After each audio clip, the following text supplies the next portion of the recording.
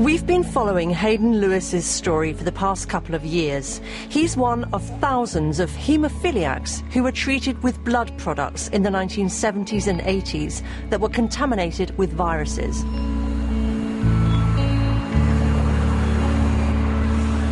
He and his wife Gaynor have been waiting to hear for a long time what the government thinks went wrong and any offer of money to recognise their situation. I've been sort of privately expecting the worst so I wouldn't get disappointed, but publicly encouraging Gaynor that I'm sure they'll come back with something that we can finally say that this is behind us. But sadly, today has revealed that that's not the case. Hayden has HIV, hepatitis C, and he's been told he's at risk of contracting VCJD. Last year, he developed liver cancer as a result of his hepatitis infection, and 8 weeks ago had a transplant. So far, he's stable. He's shocked at what he sees as a derisory response today. I will continue with this until my dying day, because every widow and parent of a child that has died, fathers, mothers, grandmothers, brothers and sisters, they all need some explanation. And to me, it's immoral for government to leave this one day further than they already have, well, disgracefully left it already. Government after government has refused a public inquiry. So 2 years ago, Lord Archer of Sandwell and his team held their own independently funded hearings. The government declined to give evidence. His inquiry concluded this February, noting that governments had failed to act despite frequent warnings. He called for an apology and a financial package to match a scheme in Ireland, seen as a benchmark. At the very least, he expected the government to reply in the House. He didn't get that.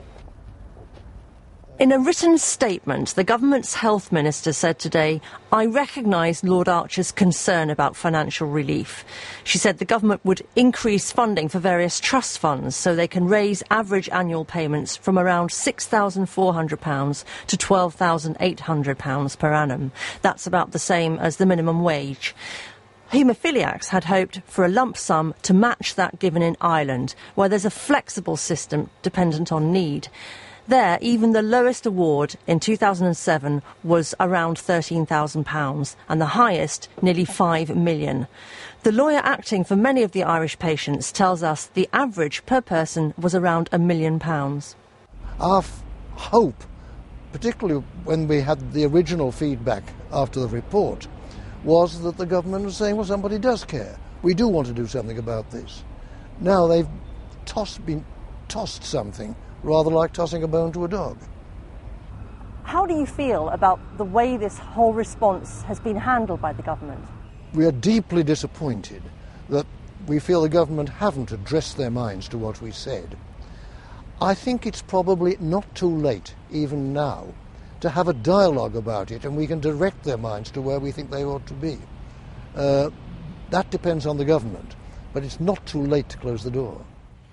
With Parliament in turmoil, the government chose today not only to respond to Lord Archer's report, but to release 468 new documents on the blood contamination issue. That's nearly 1,500 pages.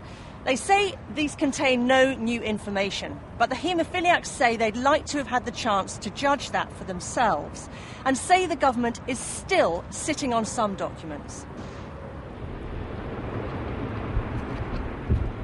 It's proved extraordinarily hard to persuade the government to give up documents that shed light on who knew what, when, what they did about it or not. There's keen interest in advice given to politicians, especially Kenneth Clarke, who was Secretary of State for Health in the early 1990s, when his government offered the haemophiliacs a deal, just as the whole issue looked set to be aired in the courts. I think it leaves them with an awful sense of injustice. And a sense that we're not getting to the bottom of what really happened. Why is the government not disclosing the 1991 legal advice? Why are they still resisting disclosure of the remaining documents that we're trying to get under freedom of information? Why is it that they released this statement just before a recess? It leaves the families feeling appallingly betrayed. And And can you see the state of his hands? There's particular unease that today's response offers no proper deal for widows of infected haemophiliacs. Carol Grayson lost her husband Pete 4 years ago and feels the government has ignored evidence that all of this could have been avoided and missed the chance to settle this once and for all. This is not the end of the line at all. We've already been talking to lawyers, and we would like to look at going to Europe under Article 2 of the Human Rights Act. We also have cases against American pharmaceutical companies, so we will be starting again tomorrow. We will be back in touch with lawyers tomorrow, and we will take it forward from there. This is definitely not the end of the line. And there's another looming issue. One haemophiliac has already been found at post-mortem to have contracted VCJD. And just last week, the government said it considers 802 others at risk. Haemophiliacs say they feel anxious as well as let down.